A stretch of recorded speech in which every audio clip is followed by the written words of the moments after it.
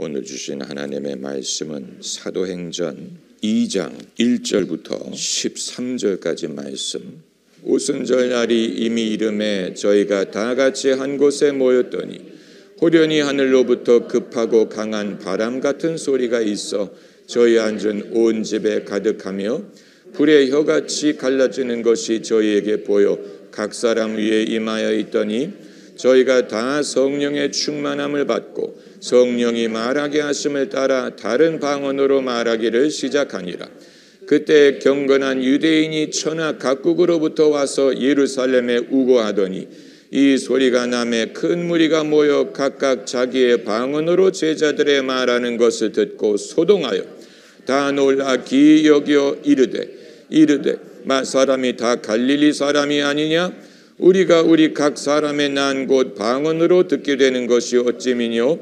우리는 바데인과 메데인과 엘리민과 또 메소포타미아, 유대와 가바도기아, 본도와 아시아, 부르기아와 밤빌리아, 애굽과 및 구레네에 가까운 리비아 여러 지방에 사는 사람들과 로마로부터 온 나그네 곧 유대인과 유대교에 들어온 사람들과 그레데인과 아라비아인들이라. 우리가 다 우리의 각 방언으로 하나님의 큰 일을 말함을 듣는도다 하고 다 놀라며 의혹하여 서로 가로되 이 어쩐 일이냐 하며 또 어떤 이들은 조롱하여 가로되 저희가 새 술이 취하였다 하더라. 아멘.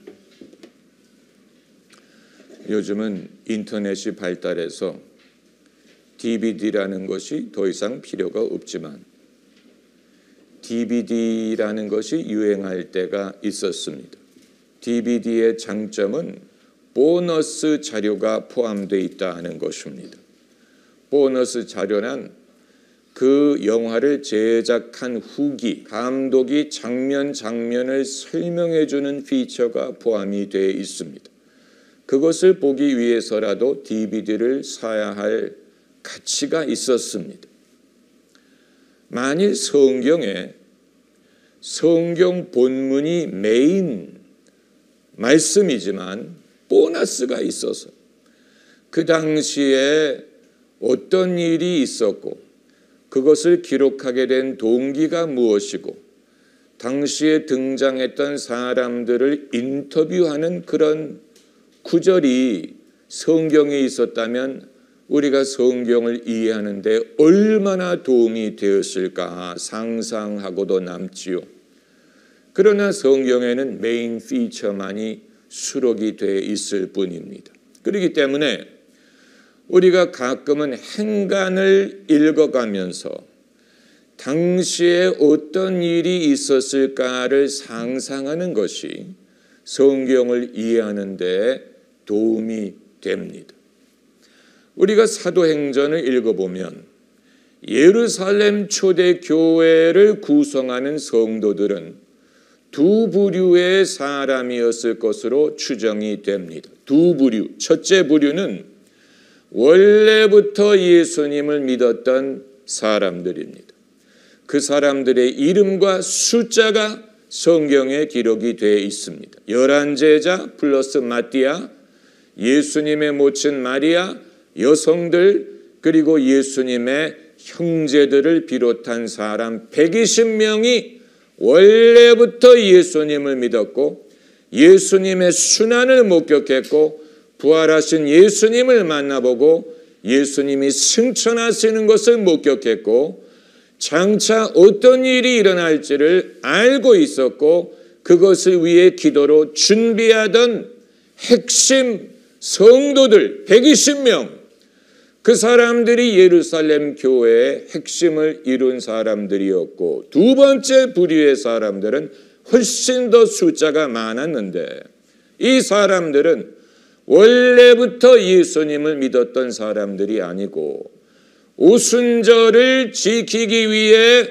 세계 각처로부터 예루살렘에 모여왔던 사람들입니다. 사도행전 2장에 첫날 세례를 받은 사람이 3,000명이었다라고 기록을 하고 있는데 사도행전 4장에 가면 제자의 숫자가 5,000명으로 늘어났다라고 기록한 것을 보면 그 원래 세례받았던 3,000명이 고향에 돌아가지 않고 남아 있었다는 뜻이 되는 것이고, 사도행전 6장에 가면 헬라파 과부들과 유대파 과부들 간에 갈등이 발생했다라는 구절을 보면, 여기서 헬라파 과부란 말은 외국에 살던 교포 유대인들이 예루살렘에 왔다가 정착하게 되면서 그들을 헬라파라고 부른 것입니다. 그 말은 오순절날 복음을 듣고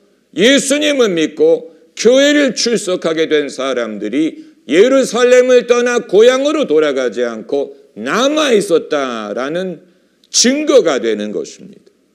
그렇기 때문에 이러한 형편을 고려할 때 초대 예루살렘 교회 성도들에게는 몇 가지 현저한 특징이 있었다는 것을 짐작할 수 있습니다. 첫 번째는 잠정적으로 시작한 것이 영구적인 것이 되었다라는 말입니다. 이들이 원래 예루살렘에 우거할 목적으로 온 게 아니었어요. 예수님을 믿고 교회를 다닌 것은 잠정적이었어요. 언젠가는 집으로 돌아갈 거예요. 고향으로 돌아가고 원래 직업으로 돌아가야 될 사람들인데, 잠정적으로 시작한 것이 영구적인 것이 되어서, 왜냐하면 이곳에서 보배를 발견했기 때문에 돌아갈 수가 없었던 것입니다. 그리고 두 번째 특징은 우연히 시작한 것 같은데, 그것이 우연한 일이 아니고 필연적이고 운명이었어요. 주객이 전도가 됐어요. 이들에게는 원래 직업, 원래 고향, 원래 인생이 있었고, 예루살렘에서 예수님을 믿은 것은 부수적인 것이었는데 주객이 전도가 돼서 이제는 예루살렘에서 예수님을 믿는 것이 주가 되고, 원래 고향, 원래 직업은 부수적인 것이 되어버렸습니다. 주객이 전도가 된 것입니다.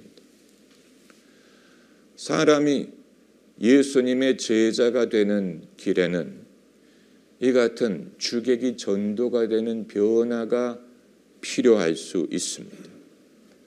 그렇기 때문에 우리 모두에게는 내 원래 뜻은 이게 아니었는데 어쩌다가 내가 이 길로 들어왔을까 하는 면이 있어요. 초기 기독교인들이 그랬어요. 그들이 예루살렘에 우거하려 온 게 아니에요. 잠깐 있다가 갈 사람들이 기다리는 가족이 있고 기다리는 생업이 있고 두고 온 인생이 있어요. 그런데 여기서 예수님을 믿게 되고 잠정적으로 예루살렘 교회를 다니게 되었는데, 잠정적으로 시작한 것이 영구적인 게 됐어요. 굴러온 돌이 박힌 돌을 쫓아내는 식으로 잠정적으로 시작한 것이 영구적인 것이 되고, 그것이 나의 운명이 된 것입니다. 여러분, 우리의 운명을 우리가 원래부터 계획했던 데서 찾으려고 하면 안 돼.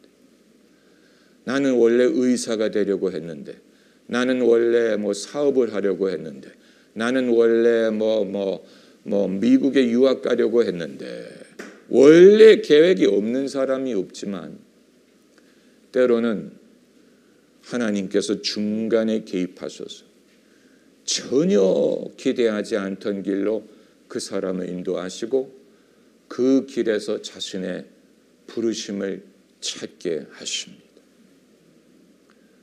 부르심에 대한 확신을 갖는 것은 약간 껄끄러운 면도 있고 나와 맞지 않는다고 생각하는 면도 있을 거예요. PK들한테 물어보세요. PK라 하면 목사의 자식이라는 뜻이에요. PK한테 물어보세요. 너는 이게 너한테 맞냐?